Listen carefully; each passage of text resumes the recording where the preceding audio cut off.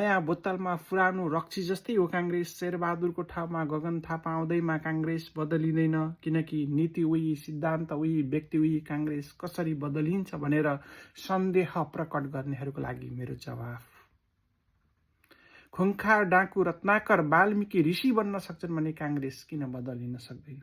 र काङ्ग्रेस बदलिन सक्दैन, बदलिएको छैन भन्ने तपाईँ नयाँहरूको कुरामा मैले सहमति जनाएँ भने मलाई पनि एउटा कुरामा विश्वास दिलाइदिनुहोस् त।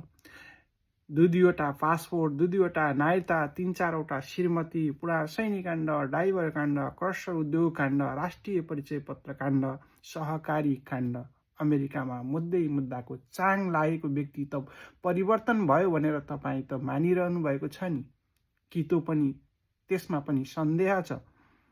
अनि नयाँ नयाँ नयाँ भनेर दोकोर्नेहरूले नयाँ कस्ता हुन् भन्ने कुराको पनि जान्न आवश्यक छ। नयाँ भनेका एउटा अँध्यारो कोठामा कालो बिरालो खोज्नु जस्तै हो, जुन कोठामा बिरालो नै हुँदैन। नयाँ जति सबै ठिक, पुराना जति सबै बेठिक भन्ने कुरा पनि हुँदैन। दोस्रो विश्वयुद्धमा अमेरिकाले जापानका 2 ठुला सहरहरू हिरोसिमा र नागासाकीमा एटम बम खसालेको थियो। एटम बमले सम्पूर्ण कुराहरू प्राय ध्वस्त बनाएको थियो। त्यहाँ तापमान यति उच्च थियो कि त्यहाँ बचे खुचेका मानिसहरू पानीले व्याकुल र व्याकुल थिए। ठिक त्यही समयमा आकाशबाट पानीको वर्षात भयो। त्यो आकाशबाट वर्षिएको पानी त्यसरी तापमानले व्याकुल र व्याकुल भएका मानिसहरूको लागि अमृत हुनुपर्ने, पिउनु पर्ने, तर ती मानिसहरूले त्यो पानी पिउन योग्य थिएन, किनकि त्यसमा विष मिसिएको थियो। यी नयाँ भनेकाहरू पनि विदेशी डिजाइनरहरूले नेपाल आमालाई खतम बनाउनको लागि पठाइएका विषहरू जस्तै हुन्। नभए सिंहदरबार किन जलाइयो,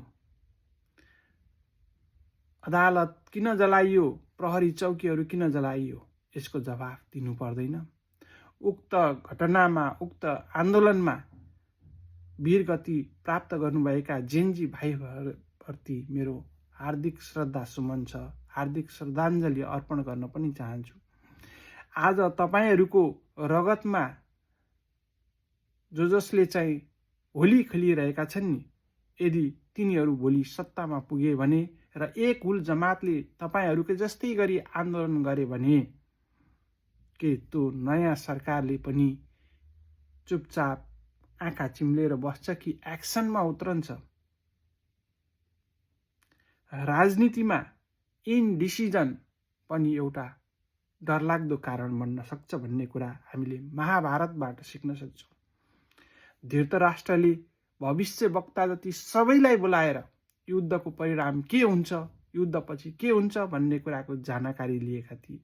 सबै कुराको जानकारी हुँदाहुँदै पनि उनले जुन डिसिजन गर्न सकेनन् नि, जसले गर्दाखेरि महाभारत काण्ड घट्न गयो, महाभारतको युद्ध भयो। त्यसकारण डिसिजन पनि यसरी लिनुपर्छ कि WRT को सिद्धान्तमा, means wisely, rightly and timely. अहिलेको समयमा यसरी वाइजली, राइटली र टाइमली डिसिजन लिन सक्ने व्यक्ति को छ त भन्दा नेपाली काङ्ग्रेसका गगन थापा नै छ। त्यसकारण सबैले सोचेर विचार गरेर मनन गरेर भोट हालौँ, नत्र पछुताउनु पर्नेछ। हस्त, धन्यवाद।